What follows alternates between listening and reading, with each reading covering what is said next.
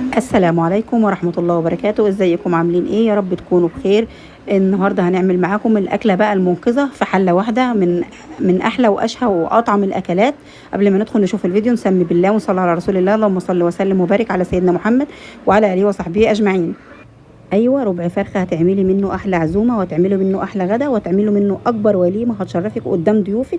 تابعي معايا الفيديو للاخر وشوفي انا عملت من ربع الفرخه ده ايه. طبعا زي ما احنا متعودين مع بعض غسلنا ربع الفرخه ده كويس قوي بالدقيق والملح والليمون، وكمان عملت له محلول النقع اللي انتم متعودين عليه معايا. زي ما انتم متعودين يا جماعه، بنحب نغسل الفراخ قوي علشان ما يبقاش فيها ريحه اي زفاره، وما يبقاش فيها اي شوائب، وما يبقاش فيها اي حاجه يعني تعكر مزاجك وانت بتاكلي الحاجه كده، وتحسي بطعم الحاجه جميل. بعد كده خليت ربع الفرخه اللي كان معايا وقطعت له مكعبات صغيره زي ما حضراتكم شايفين كده، وكمان كان معايا حوالي كوبايتين متفرزين من البسله، وجزرتين كمان صغيرين قطعتهم ناعم زي ما انتم شايفين.